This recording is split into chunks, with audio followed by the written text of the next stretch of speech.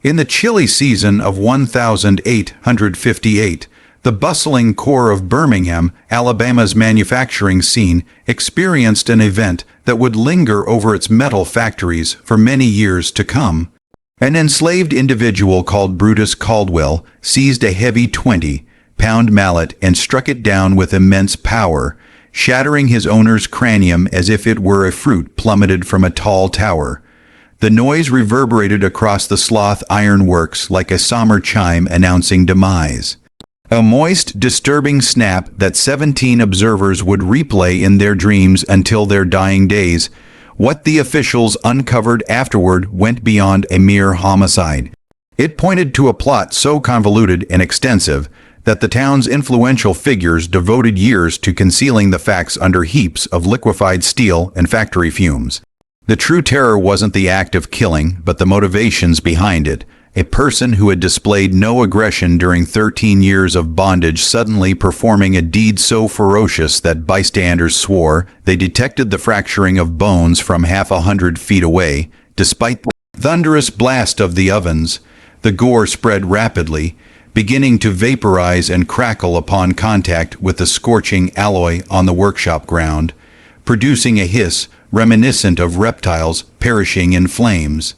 Before we delve further into the tale of Brutus Caldwell and the shadowy underbelly of Birmingham's steel dominion, I'd appreciate it if you could do me a favor.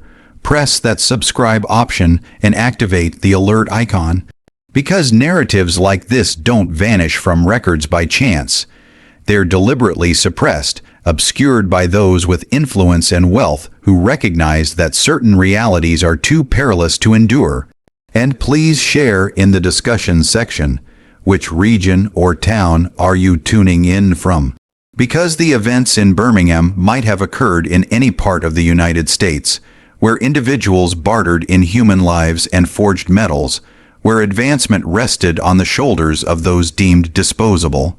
The authentic account of Brutus Caldwell's experience starts not with brutality, but with the emergence of Birmingham as a hub, a place that wasn't formally established until 1871, yet its base was forged in suffering and metallurgy long prior to that date. Back in 1858, the locale consisted merely of scattered excavation sites and forging operations dotted along the resource, abundant lowlands of Jefferson County, Alabama. The Native American Cherokee people had previously inhabited these ridges, their age-old resting places scattered across the terrain like overlooked invocations. However, by the mid-1800s, European descendants had unearthed something more lucrative than arable land, the ideal blend of mineral deposits, fuel sources, and flux materials that would later position Birmingham as the southern counterpart to Pittsburgh. The terrain was practically engineered for production.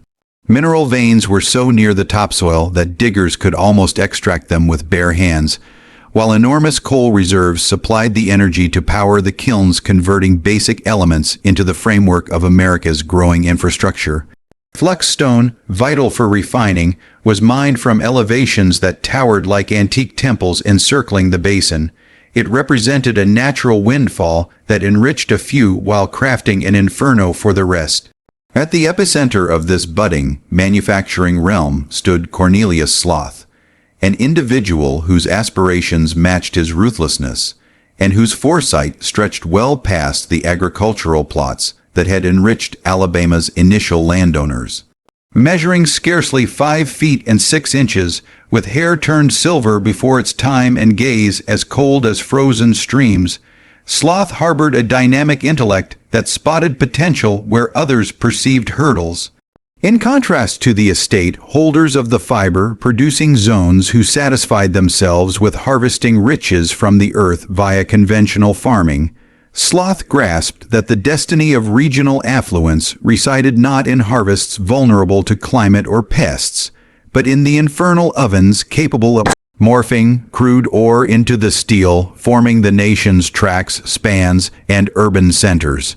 Sloth had journeyed to Alabama in 1008, 147 from the northern state of Pennsylvania, bearing endorsements from industrial magnates up there, and a mind brimming with concepts on adapting northern fabrication methods to southern workforce dynamics. He encountered a territory abundant in unprocessed goods, but deficient in production know-how, inhabited by agriculturists who regarded factory work as inferior to their noble aspirations.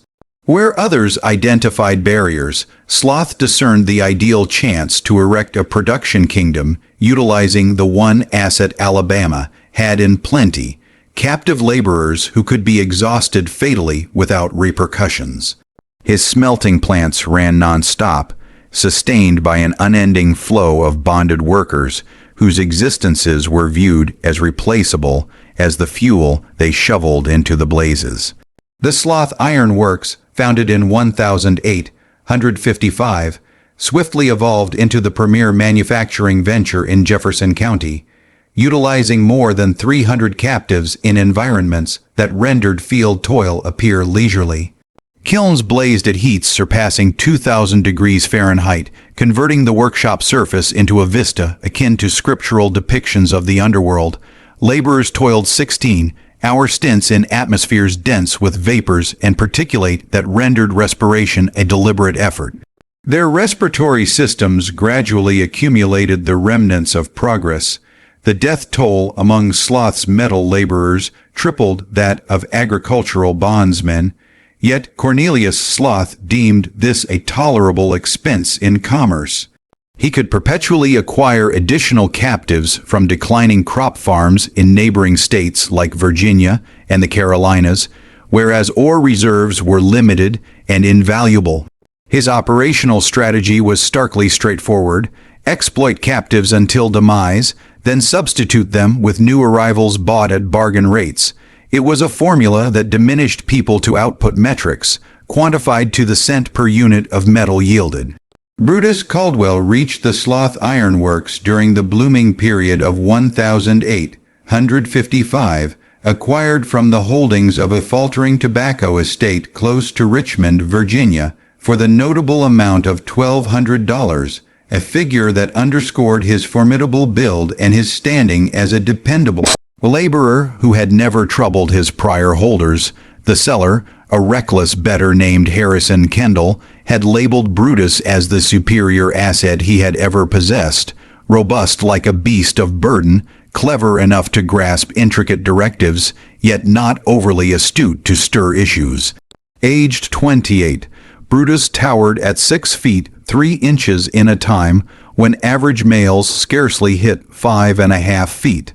His upper frame was as wide as a harness for draft animals, honed from seasons of wielding blades and transporting logs, and his palms could clasp a mallet shaft with the simplicity another might employ for a utensil. His complexion resembled polished bronze, etched with the marks of 20 years under duress. Faded lash stripes on his torso, scorch blemishes on his limbs from proximity to flames, and toughened skin on his hands akin to hide. But his gaze was what lingered in memories, profound, perceptive eyes that appeared to inventory each wrong, each harshness, archiving them like a diligent bookkeeper, tallying an obligation destined for settlement. Unlike numerous captives who mastered invisibility around their controllers, Brutus exuded a subdued poise that drew notice even from dominant men. He uttered words solely when addressed, but his speech was resonant and deliberate, with a rhythm indicating thoughtful selection and sincere intent. The tasks at Sloth Iron Works defied comprehension in their severity, crafted to wring utmost efficiency from bodies disregarding their endurance.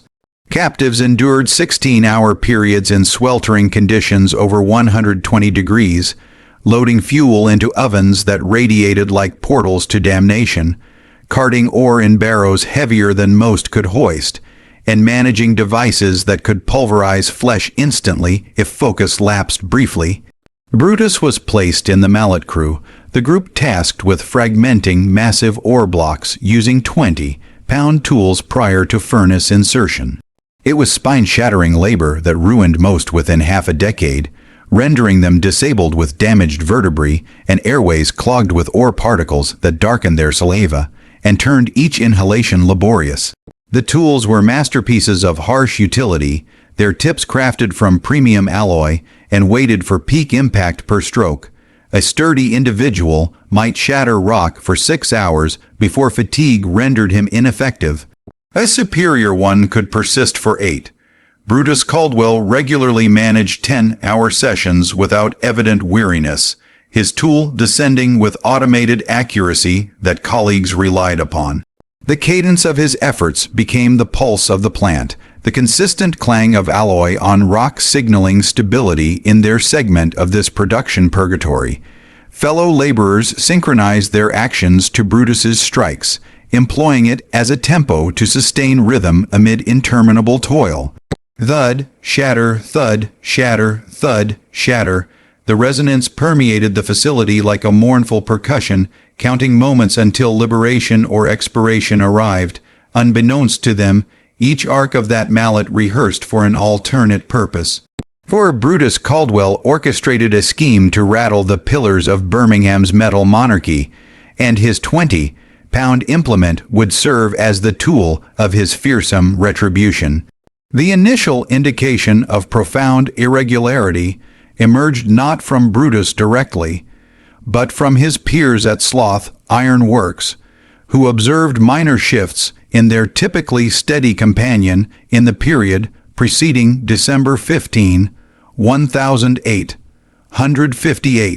Brutus, renowned for silence unless prompted and adherence to identical routines for more than 3 years, commenced exhibiting patterns that triggered caution among individuals whose existence hinged on interpreting the dispositions and aims of those nearby. It commenced with inquiries, odd, investigative queries regarding duty rotations that Brutus had previously ignored. He sought details on supervisor locations at various times, which sectors of the plant saw minimal oversight from superiors, and potential exit paths from diverse areas. These weren't idle questions, but organized data collection, executed with the disciplined exactness of a reconnaissance operative gearing for conflict.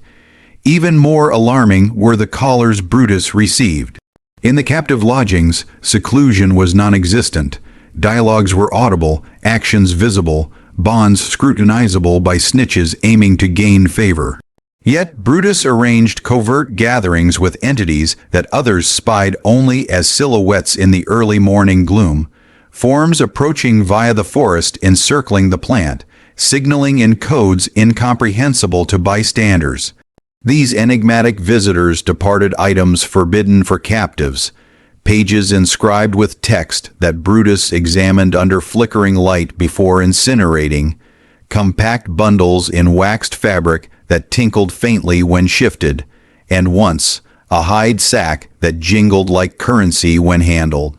Such possessions implied external links, surpassing typical captive capabilities, ties suggesting assets and coordination that unnerved the others. Samuel Hutchkins, a companion captive laboring adjacent to Brutus, subsequently affirmed witnessing his associate scribbling in a diminutive ledger with a pencil remnant honed to near non-existence. Upon inquiry, Brutus replied simply, "One must record matters. You can't predict when logs prove useful." The ledger vanished amid the post-homicide probe, but Samuel recalled it brimming with numeric columns and titles in script so minute it resembled insect trails. December 15, 1858, broke frigid and overcast above the Sloth facilities, with a northern gale depositing a slick frost layer, exacerbating the already perilous labor setting. The mercury plummeted 20 degrees in darkness, and the disparity between external chill and internal inferno fostered a literally and metaphorically volatile climate. Frost clung to panes and barriers where warmth failed to reach, while ovens thundered at maximum to fulfill an urgent demand for rail material that Cornelius Sloth vowed to supply pre-holiday. It was a high, pressure scenario that had precipitated mishaps previously. Individuals skidding on glazed paths and plunging into fused alloy, or succumbing to fatigue and being overrun by comrades unable to halt the unyielding production flow even for aid. The mix of drastic climates, risky operations, and unattainable timelines rendered lives more sacrificial than ever. At 3:17 p.m., Cornelius Sloth conducted his routine oversight circuit of the plant floor, a custom he invariably upheld, serving dual roles, assessing output and spotting issues, but chiefly asserting his total dominion over the enterprise. Sloth attired for these rounds like a commander inspecting forces, donning lavish garments costing more than typical free laborers' monthly earnings, silk tops from overseas, custom wool bottoms from southern cities, and footwear of supple hide that shone amid the hazy, dim illumination of metal plant.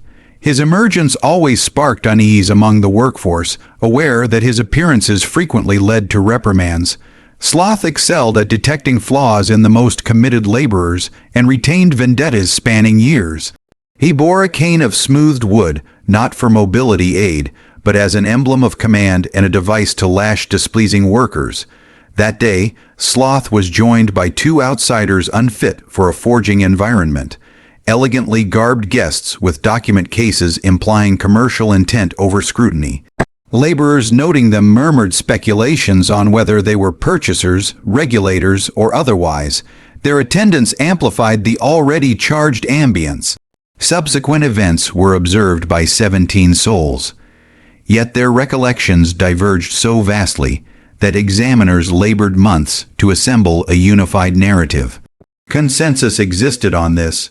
Cornelius Sloth positioned near the third oven, chastising a captive named Samuel for sluggishness, when Brutus Caldwell advanced from his crushing post. Per accounts, Brutus had toiled consistently that day, his mallet descending in the familiar automated beat that soundtracked the plant.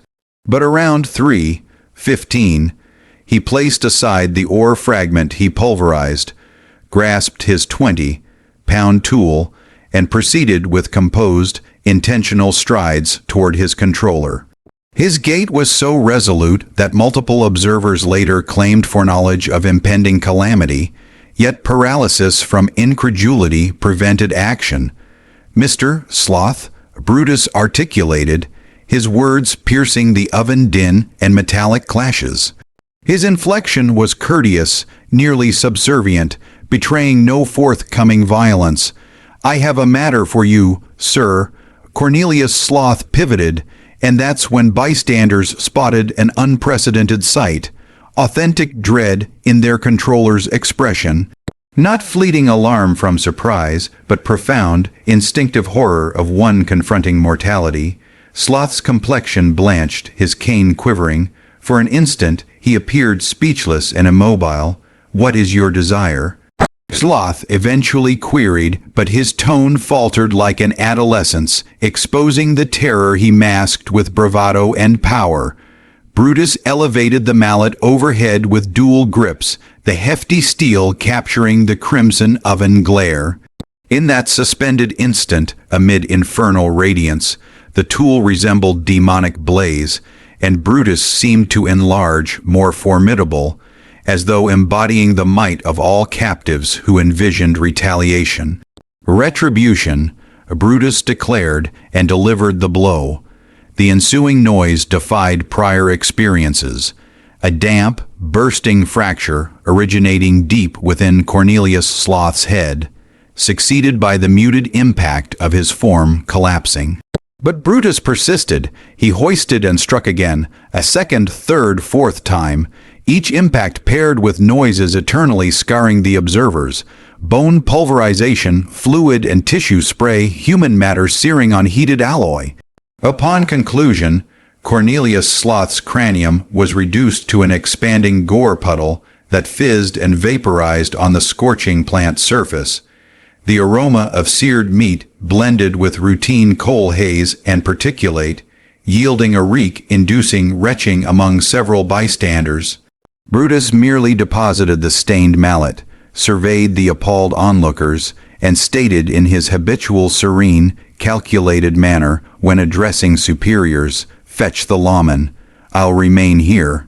The direct fallout from Cornelius Sloth's savage slaying rippled through Alabama's elite landowners, extending to the state's executive residence in Montgomery and into elite Southern circles, where a captive triumphantly eliminating his owner jeopardized the bedrock of their society. This transcended typical captive revolt. Those were frequent and addressed via rapid communal hangings to intimidate others into obedience. This differed, more premeditated, more alarming in its ramifications for systemic stability. Within 2 hours post-laying, Jefferson County lawman Thomas Whitfield reached the Sloth Iron Works with a dozen armed aides, anticipating disorder and potential additional casualties. Instead, they encountered something more disconcerting: flawless routine. The plant functioned at peak, captives at posts as though unaltered, with solely the stain near the third oven evidencing a fatality mere hours prior. Brutus Caldwell perched calmly on a crate near, by his deed's site. His large palms rested in his lap like one awaiting a gathering. He had cleansed the stains from his form and attire using plant cloths, his countenance tranquil, nearly content, as if the act alleviated a heavy load. When Whitfield's team neared with restraints and arms ready, Brutus yielded without opposition, submitting with the poise exhibited in bondage. "I ended Cornelius Sloth," Brutus admitted upon Whitfield's inquiry. "It was intentional, and I'd repeat it if necessary. No remorse here." But when pressed on motive, Brutus's response chilled all. "Examine his accounts, lawman. Review his confidential entries.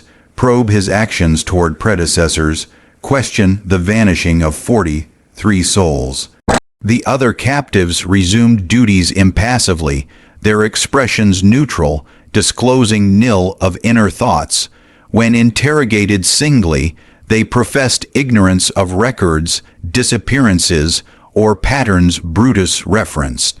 They observed the act, yes, but couldn't rationalize it. Brutus was ever reserved, deferential, diligent, a paragon captive sans issues.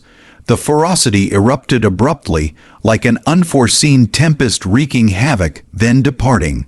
Sheriff Whitfield distrusted their feigned unawareness. In 15 years enforcing in Jefferson County, he managed numerous captive insurrections, all conforming to foreseeable sequences. Impulsive fury outbursts from immediate triggers like harsh floggings or kin sales. Such uprisings were sentimental, disordered, brief, typically culminating in fatalities and discipline collapse. But Brutus exhibited no traits of transient insanity from intolerable strain. His garb was tidy, speech firm, demeanor that of one who pondered deeds and outcomes extensively pre-tool grasp. This suggested calculated execution, not fracture under duress. The ensuing inquiry unveiled mysteries Alabama's influencers labored decades to inter via juridical tactics and administrative veils. Upon searching Cornelius Sloth's private workspace in the plant's management structure, they located precisely what Brutus indicated: an assortment of books, missives, and fiscal papers depicting organized depravity, astounding even those habituated to slavery's sanctioned barbarities. The books were exemplars of precise documentation, demoting humans to metrics and expense evaluations. Sloth conducted trials on captives, viewing them not as safeguarded assets, but as lab samples in a distorted pursuit to optimize yield while curbing costs. The volumes logged durations captives labored sans sustenance before faltering, weight reductions preceding incapacity, minimal rest for optimal function. Graphs charted punishment impacts on output, contrasting gains from diverse corporal and mental torments. Annotations noted family manipulations via offspring threats, preference for incentives or penalties, and pushable thresholds sans major production dips. It was corporate oversight applied to anguish, captives as factors in profit, maximizing formulas. Yet the gravest find was exchanges with Dr. Josiah Knott, A mobile doctor researching racial science, bogus inquiries to affirm African descent inferiority, rationalizing bondage. Sloth's handwritten, sealed notes disclosed supplying not with captive test subjects, dispatching them via adapted rail vehicles, receiving hefty sums per viable delivery. The dialogue outlined a 3-year partnership, Sloth as Knott's chief provider for trials spanning unanesthetized operations to intentional contaminations for ailment tracking. Subjects were discussed as lab creatures, with detached portrayals of traits, health, and experiment fit. Knott's remunerations reached $500 per individual, varying by state and planned tests. Notes clarified non-return, terming research fatal inquiries, advancing knowledge at expendable lives cost, deemed academically useful but personally negligible. Sheriff Whitfield grasped viewing proof of orchestrated killing masked as inquiry, yet comprehended political fallout. Dr. Josiah Knott wasn't an obscure fraud. He was esteemed medically, his racial notions referenced by leaders to uphold bondage. Funded by academies, published in elite periodicals influencing policy. Revealing the scheme wouldn't merely ruin standings. It'd erode the intellectual base Southern order relied upon for ethical defense. Questioning Knott's approaches as abuse would discredit racial disparity claims, undermining slavery's legal and ideological props. The lawman chose a path, tormenting him lifelong, altering the probe to shield culprits while dooming the blameless. He seized all Sloth's records and notes, informed aides of nil significance in the search, commanded evidence obliteration. Official documentation claimed Cornelius Sloth slain by captive Brutus Caldwell for obscure causes, perhaps labor quarrel or vendetta. But Whitfield wasn't wholly venal. Torn betwixt justice duty and societal truths, he retained duplicates of key papers, stowing in a metal container interred under his residence's planks. He rationalized safeguarding for eventual disclosure sans societal ruin. Yet, truthfully, he couldn't eradicate sole testament to 43 innocents' existence, torment, and demise for science and villains' gain. Brutus Caldwell's hearing commenced January 18, 1008, 159 in Jefferson County's courthouse, a humble masonry edifice with pale pillars meant to evoke timeless equity, soon inadequate for the volatile truths it judged. Per Alabama statutes, verdict was foregone. A captive master, killer faced noose irrespective of context, drive, or incitement. Proceedings were curt rituals, more spectacle than adjudication, affirming state safeguard of pale lives while feigning captive fairness. But what ought have concluded swiftly morphed intricate and hazardous, risking exposure of eternally presumed concealed secrets. The variance was Benjamin Carver, a signed defender, a figure whose history and ethics ill-suited perfunctory advocacy for a fated captive. Carver, fresh Harvard Law alumnus, returned to Alabama with justice notions misaligned with Southern norms. Minister's offspring, reared on universal dignity belief, challenged yet intact from childhood slavery exposure. Boston schooling introduced anti-slavery contentions and foundational tenets seldom debated in Alabama venues, merging Northern optimism with Southern realism. 26. Carver retained faith in law as equity tool over power preserver. He sought practice enabling reform alongside livelihood, yet state lawyering proved ethically labyrinthine beyond Harvard prep. Appointed slave advocates typically proffered nominal defenses, meeting mandates sans contesting accusations or system. They pled leniency, claimed fees, proceeded to lucrative pale client work. Expectation, Carver follows suit, furnishing minimal to fulfill process while ensuring Alabama defined justice, but he viewed case as constitutional and rights test against Southern judiciary. Prep discoveries reshaped trial and his systemic comprehension. Unlike peers meeting clients hearing briefly, Carver visited jail repeatedly where Brutus isolated. He audited clients' narrative hours, noting meticulously, unveiling tale surpassing anticipated homicide defense. Carver learned Brutus literate, concealed decade, plus, as slave education illegal, punishable harshly, stunning, Brutus maintained parallel logs of sloth ironworks observations, hidden in paternal coat lining on scavenged scraps. Journal held names, timelines, horrors amplifying Whitfield's finds from victims' view, detailed selections for mobile shipment, loading into equipped rail cars, drugging, transport like slaughter-bound stock.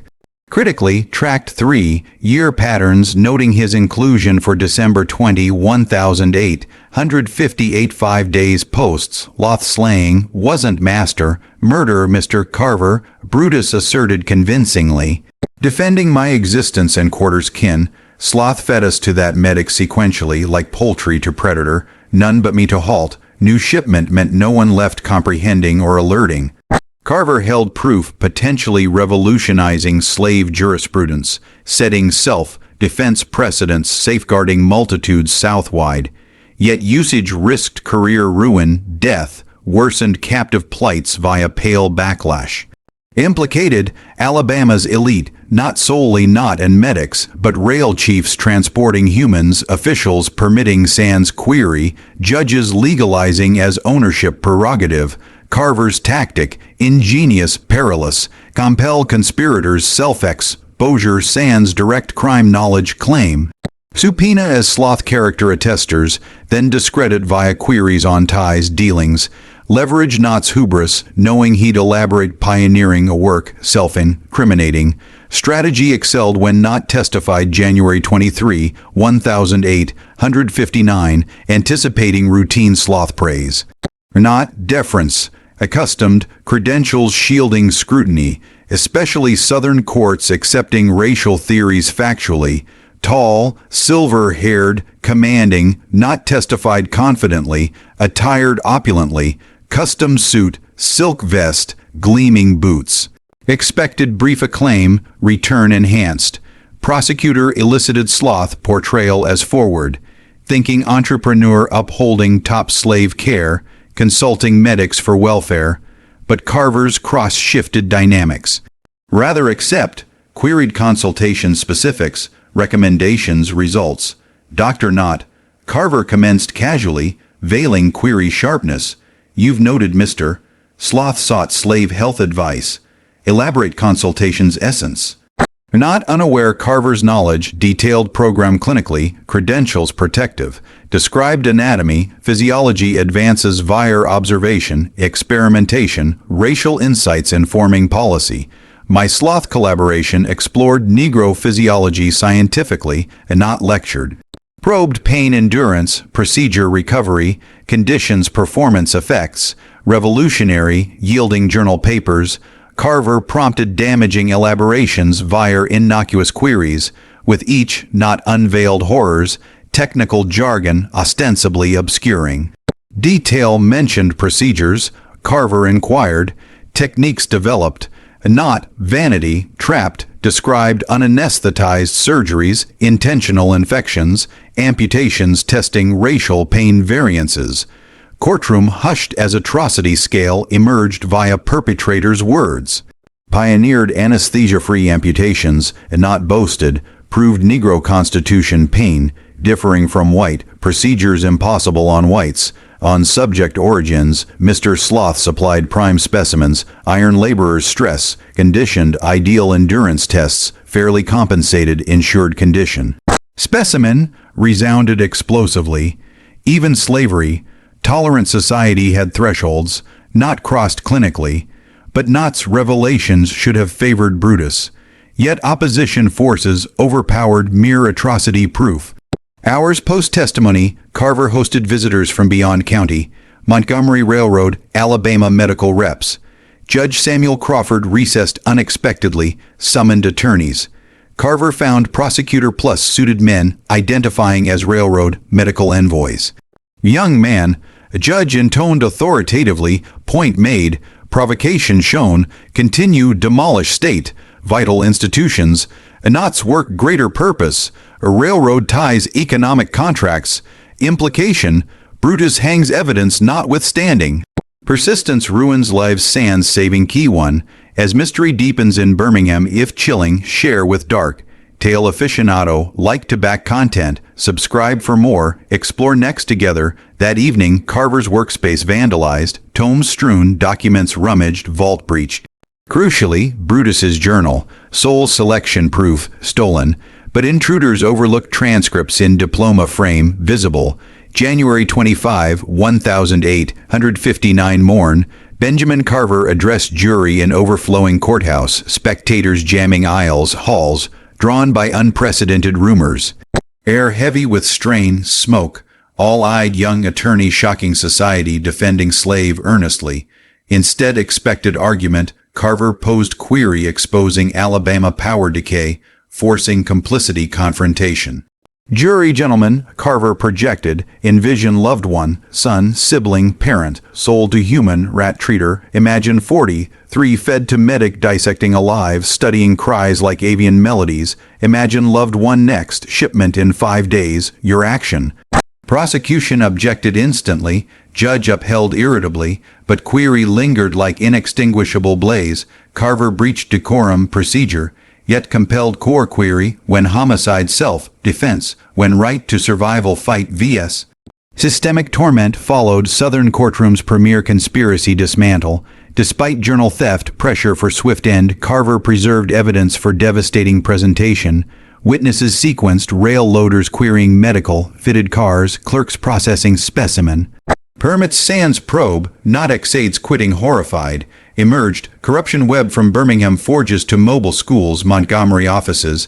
Sloth no isolated fiend, part humancy, lie program for research, legalized as ownership, justified as advancement. Each attest added puzzle fragment, with revelations, crowd unsettled, disturbed. Spectators expecting routine trial confronted atrocities challenging societal assumptions, moral involvement. Pivotal, not recalled. Shaken by priors, composure strained, reputation dismantled, program exposed, doctor not, Carver authoritative as accuser, heard assistance on procedures, deny limb amputations sans anesthesia, legitimate research, and not faltered, confidence waned. Necessary understanding, deny child disease infections for progression, protocols approved, deny pregnant surgeries observing fetal effects, queries struck blows, evasive replies unveiled more. Courtroom stunned as horrors detailed by culprit, but damning, Martha Sloth, widow, prosecution, called for husband character, slave ties, expected kind, master portrayal slain by ingrate. Carver's gentle cross revealed secret toll on marriage, psyche. Mrs. Sloth, Carver soft, recognizing widow key to mindset. Describe husband's final month's behavior. Martha, 40s pale, devastated, composed strugglingly, altered, barely audible, nightmares terrible, waking screaming sounds, horrific inescapable, sounds kind Mrs. Sloth. People realizing fate. Begging, weeping, pleading, couldn't cease. Tears streamed, jury shifted uneasily. Husband regret business. Bedside pistol fearing return of scent. Away, sleepless, uneating. Desk hours writing unsent letters. Exiting arrangement pre-destruction. Martha revealed home basement false, wall safe, told days pre-death. If happened, inform authorities contents, needed light. Whitfield judge ordered, retrieved satchel contents to court. Opened, defense table spread, not payments over 20,000 3 years. Manifests transporting specimens. Official correspondence enabling interference, free human movement, damning. Sloth handwritten letter December 10, 1858, 5 days pre-slaying. To wife unsent confession, fear revealing borrow, time mindset, judge ordered aloud reading, clerk's voice echoed horror clarity, dearest Martha, began. Can't continue not arrangements, money excellent but soul, sanity cost intolerable, wrong morally divinely, fear justice imminent, big one Brutus watches dark eyes, knows people's fate. Intelligence frightens, patience plans terrible. Post-mobile shipment exit business pre-all destruction. Pray God's forgiveness you never full sins learn. Signed, dated, undeniable. Sloth planned Brutus not shipment. Brutus aware. Case shifted. Survival fight vs. Torment with sole weapon. Jury deliberated under 2 hours. Verdict shocking Alabama history. Not guilty. Self. Defense. Unthinkable days prior, but evidence overwhelming. Horrific. 12 pale Alabamians concluded slave justified master. Kill preventing torture murder. Foreman William Hayes, cotton trader, later reporter, described, question not kill, but self, defense right vs. torture regardless color, station, post, letter, clear, wouldn't hang white for self, defense, conscience forbid Negro same, verdict shocked courtroom beyond. Expected execution spectators applauded system, challenging decision, briefly, captive humanity acknowledged, protected by typically property, treating law, but joy fleeting. 6 hours post, verdict, state attorney reps arrived with warrants, charges ensuring Brutus captivity, property damage, commerce conspiracy, rebellion incitement, business interference, dubious legalities, politically essential blocking resistance precedents.